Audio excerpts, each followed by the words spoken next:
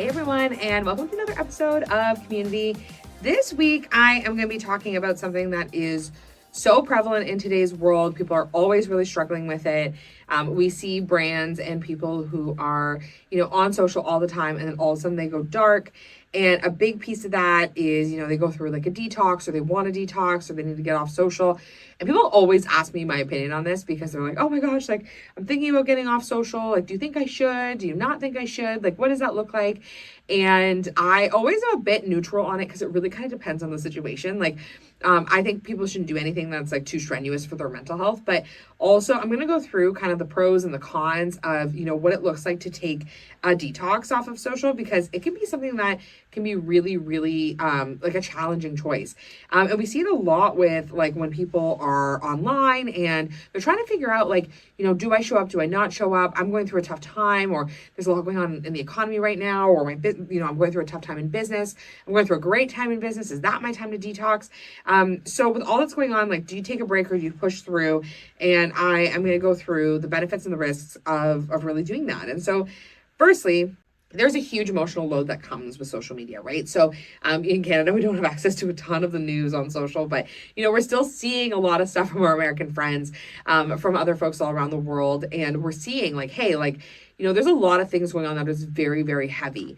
I know for myself personally, I get really overwhelmed by news stories, and I'm like, a bleeding heart. So I like watch all these reels, and even sometimes with TikTok, like my husband Josh, he'll like come after me and he's like, why are you crying? And I'm like, oh my gosh, this golden retriever I was following, they've passed, and then Josh is kind of like, why are you following all these golden retrievers? Lots of conversations to be had there. But, we're always seeing on social, like there are things that trigger emotions in us, and not all those emotions are always positive. And so also there is a huge amount of burnout that can come from being on social. We're seeing more and more that people are really like struggling with the amount of content creation that's supposed to be happening, how challenged they are with how much they should be doing. They're seeing creators out there like Alex Hormozy, posting 3, 4, 5 times a day, and they feel like they need to be kind of part of that. So there is a huge amount of pressure to perform, and that can lead to a lot of burnout. I see this all the time on social. I'm going to tell you this all the time. We see people post a few times and then never post again. And that sucks. So I would say like as much as possible, like really that consistency, even if you're just posting once a week, that makes such a big difference rather than posting 2, 3, 4 times a week and like doing that for only 1 week and then never doing it again.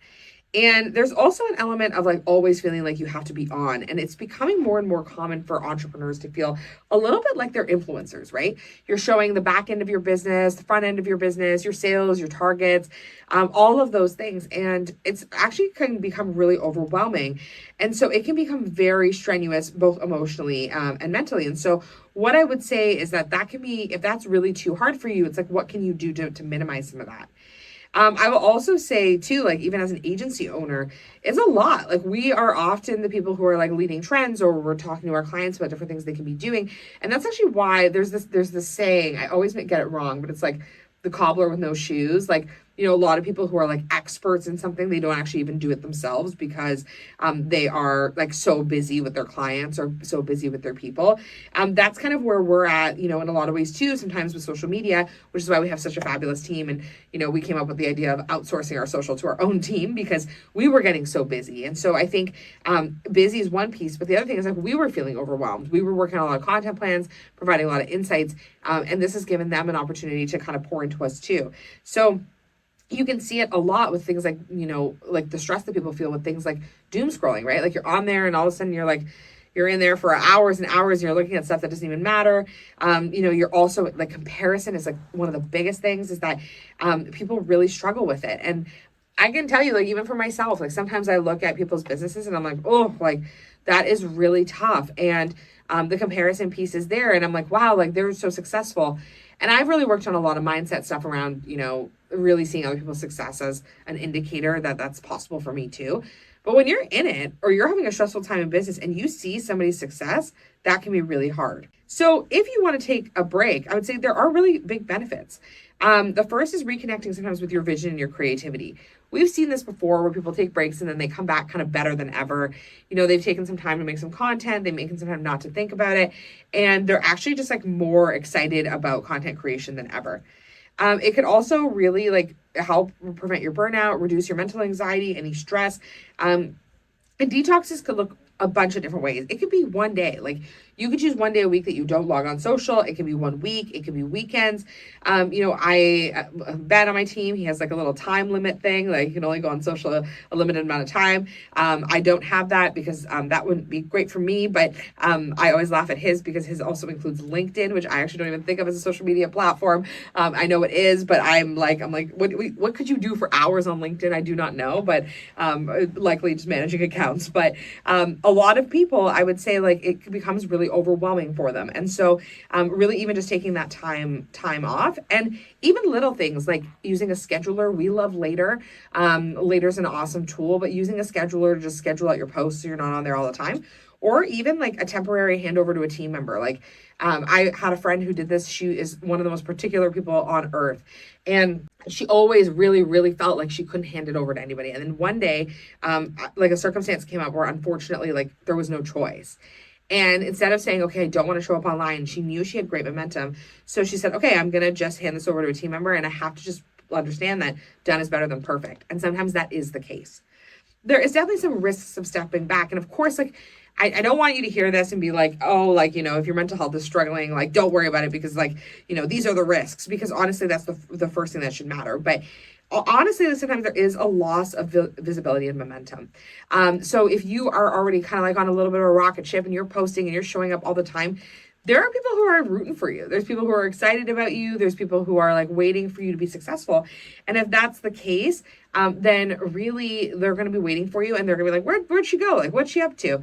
So if you've got visibility and momentum, your following's growing, good things are happening, then I would say that can be a piece that can be kind of challenging.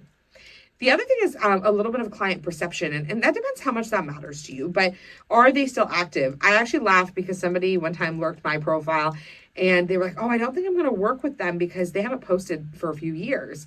I was like, oh, that's weird. And they were looking at my pinned post dates, like, because we had our pinned posts up. So people are looking for these kind of things. They want to work with people who are like active in business. And actually, I did a podcast episode about this recently that I'll post, but like people want to work with people who are busy, right? You want to work with people who are excited about what they're doing, that they're seeing good momentum. You want to be kind of in on whatever it is that it's happening. So that is really really important, is like people might be wondering like what you're up to. The other thing is like algorithm punishment, and does it really happen? Yes and no. Actually there is some like data around like if you take a break and then you come back and you have a little bit of a push, like they'll reward you a little bit for being back, right? So there is something to that, especially with Instagram stories. Sometimes if I have a really important announcement or something really exciting happening, I'll wait 24 hours, not post anything, and then post a story, and it will be pretty successful. So you can get punished, but if you're not consistently in there and you're not responding to DMs, you're not responding to comments and things like that, you're not doing the really important community building work that needs to happen. And so the algorithms notice that, but so do your followers. And then also fear of missing out on trends or business opportunities. I can't tell you enough. Threads is actually one of these things where I see this as an example all the time, which is people will not be on Threads. They've never posted on Threads. And what ends up happening is I'll be like, oh, somebody on there is looking for an expert in this. You're that person. Go check it out. No one's always going to do that for you, right? So when you are on social and someone tags you in something or that you're a good fit for something, you might miss out on these opportunities that come up really naturally and organically. The other piece is like really to think about like when to push through instead. So when you are in a season where you're like, oh my gosh, like I really need a social media detox, but like, I don't know, like how do I do it? Like whatever. When should you push through? One of them is if you've got a team. This is why I love the work that we do at the Social Snippet, because a lot of the times our clients get to focus on really what they do best, which is, building community in their niche or building rapport, building relationships, making sales. All those things are big. But if you have a team to lean on, it's much easier for you to be able to just be able to step away a little bit. When you're in a high growth season, that like is definitely a time to kind of push through. Again, even if you're in a high growth season, you're posting once a week or you're showing behind the scenes of your stories, different things like that. That is actually where I see people do this the most, is they decide, oh, my business is growing really well. Things are doing really well. I am going to not worry about this anymore because I have enough sales. Unfortunately, it's a roller coaster, right? Sometimes I don't know. At least my businesses, most businesses I work with are that there's like a lot of exceptional, exciting things happening, and then sometimes there's nothing that happens, and that's the norm of it. If engagement is up or launches are live, that's also a great place for you to be showing up pretty consistently. So, like, this is a big thing. Like, if you're seeing, like, okay, I'm getting a lot of traction, that's not the time to, like, go ghost. Again, unless your mental health is, like, really, like, needing some time, of course. But the time to go ghost definitely is not when you're seeing a lot of really good success. And then the other thing is also is like you want to push, like, be able to set boundaries without disappearing. So there's lots of things you can do that. And this is where, like, without even hiring a team, batch recording everything. This is like, by the time this episode comes out, I don't know, I'm like 7.5 months pregnant right now. I imagine this is going to come out like once I have a child. Like, we're batch recording because I know I'm about to be in a season where I don't want to go ghost, right? I don't want it to be like, oh, I was super busy for 4 years and then I never spoke again, right? I don't think that'll be the case, but you never know. I've never been known not to speak, but you'll see, like, batching is really helpful. Automations. I'll link a great episode that I did with Maddie about automations, about ManyChat. ManyChat's a great tool to get people into your funnel. D&D time, like, just be, not Dungeons and Dragons, but being like, okay, hey, actually D&D time might do something for your mental health. Not for me, but maybe for you. But taking that time to be like, okay, I don't answer emails from 10 till 8 a.m. I never look at anything on my phone. I have that time limit piece on. I have, like, my phone's on do not disturb, whatever that looks like. I even do this with my text messages. This is a big one, especially when I started our business. I had a kind of like a fast rule around, I don't text business people. Like, this was like, it didn't last long, but I was like, I don't do business via text message. And I still kind of live by that because my text messages are so, unfortunately, nuts. And I do at any time have 50 plus unread text messages. My email is almost always clear. And so I'm like, please email me when you need people. Please email me if you need something from me. But like, that has been always kind of a fast rule for me, has been like, hey, I don't really engage via text message on business stuff unless it's like just like opinions.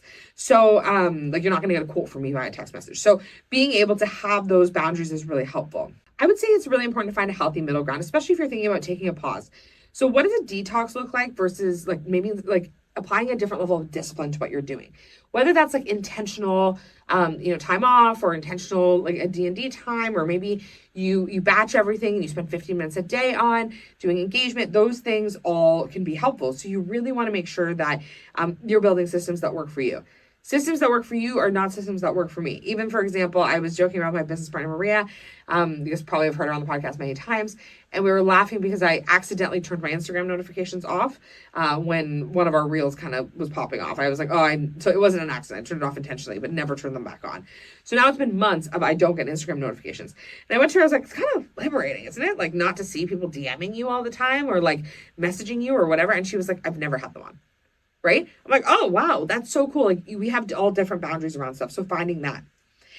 For me as an agency owner, it's been really thinking about different ways that like we are able to just like disconnect a little bit too, because to be honest, like just me not being on social is just not an option, right? Like even for like the Social Business Club, us being able to coach, us being able to talk about different things that are happening on social, what's important there is that like we're really on it. And so that's where things like templates are really helpful. Scheduling, like I said, we love later. Offloading things. I know for me, I suffered from an arm break a few years ago. And the first thing I did was I was like, okay, there's a lot of things that I've been working on that I can't work on anymore. And just being so honest about what that looked like. And then things like content pillars, like knowing what it is that you're posting makes such a big difference. And we love helping people with in the Social Business Club about that. Because often we're just like posting for no reason. And then when we post for no reason, we don't really get the benefit. And so, and then we don't see the results and they're not really motivated. So even having good content pillars and you're like, hey, I only need to post 3 times a week. And these are the 3 things I get to post about. And that makes a big difference. And you want to make sure that the boundaries you have support your mental health and your goals. I am such a big proponent, especially as an entrepreneur. Everyone has different boundaries. Everyone has different goals. Everyone has kind of different ways that they show up. And so with that in mind, like I never shame anyone for the way that they show up. If it takes people weeks to get back to me via DM, it takes weeks. If it takes, a month for them to respond to a text message, that's fine. Like we have to be able to protect ourselves because we're more online than we've ever been. So long story short, if you're looking to do a digital detox, I encourage you to figure out what it looks like for you. I think the best case scenario is not for you to go totally ghost, but what can you do to create good systems for yourself so that you're able to be offline for as long as you need, but then also be able to keep building and nurturing that community that you've worked so hard to build. So let me know what you think about digital detoxes, if that's still something that you're interested in. Have you ever tried one? If you have tried one, what has been most successful for you? And I can't wait to hear how you can utilize some of these boundaries to be able to make social media even more fun for you.